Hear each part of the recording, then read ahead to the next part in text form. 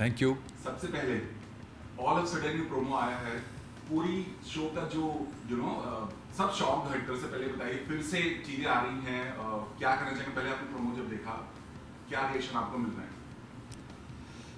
देखिए, लोगों को ये लग रहा है कि अब जो है अनुपमा को धीरे धीरे वापस लेके आ रहे हैं और वनराज शाह से फिर से जुड़ने वाली है अनुपमा। तो क्योंकि ऐसा थॉट लोगों के दिमाग में लेके आना था, इसीलिए इस तरह का प्रोमो शूट किया है। बट इस तरह का कुछ सीक्वेंस भी है जिसमें ये होगा कि अनुपमा के मन में अनुज के खिलाफ या कोई डाउट, ऐसा डाउट का बीज जो है उसके मन में बोया जाएगा या उसकी कोशिश की जाएगी। तो उसी लाइंस पे हमने प्रोमो भी शूट किया है ताकि लोगों को लगे कि अच्छा अब कुछ ऐसा होने जा रहा है या कुछ इंटरेस्टिंग होने वाला है, और लोगों को वो प्रोमो आई थिंक बहुत पसंद आ रहा है। एक तरफा प्यार की बात हो रही है और आपने एक डायलॉग को बोला कि मतलब हर आदमी लगभग ऐसा ही होता है, तो इस पर आपका क्या टेक है? मैंने उसमें ये एक्चुअली लाइन ये बोली है कि आदमी हूँ और मैं जानता हूँ कि एक तरफा कुछ भी नहीं होता है और आदमी से गलती हो ही जाती है।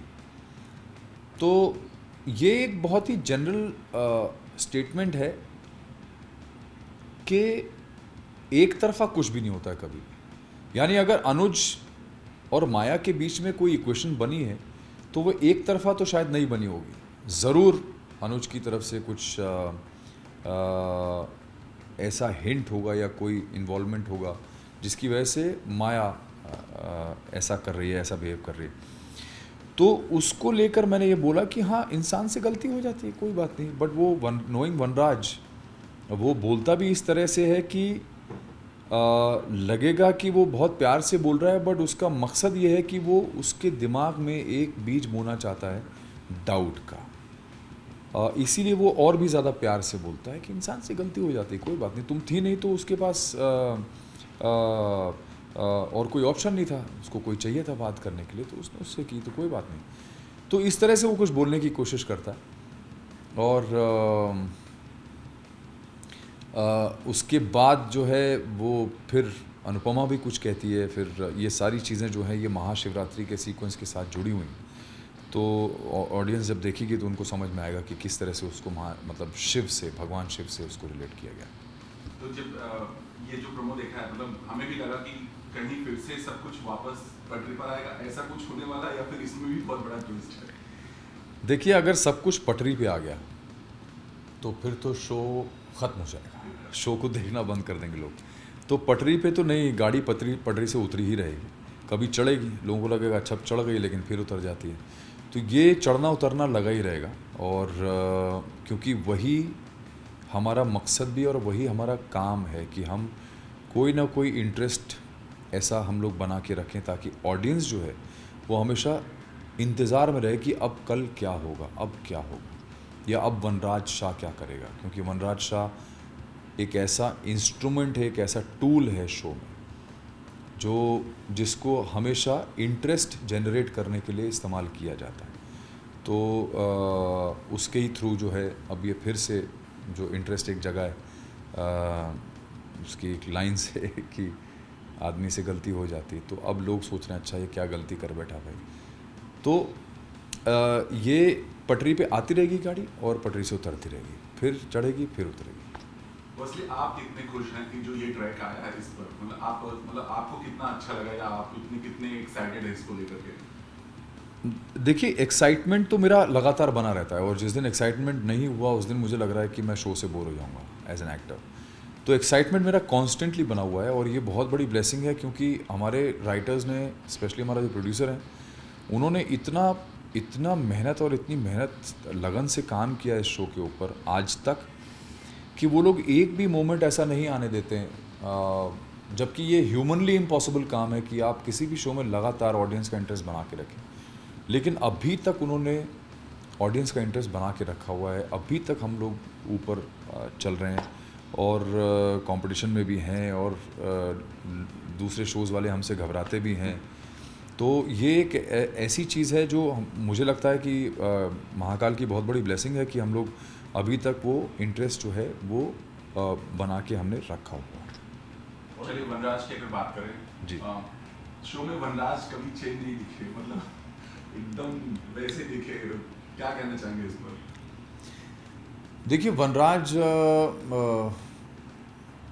एक तो बहुत समय से उनके पास नौकरी नहीं है, तो आपको फिजिकल चेंज तो उनमें बहुत कम दिखाई देगा, क्योंकि वो घर के ही कपड़े पहन के घूमते रहते हैं, वही कपड़े पहन के सोते हैं, वही कपड़े पहन के घूमते हैं।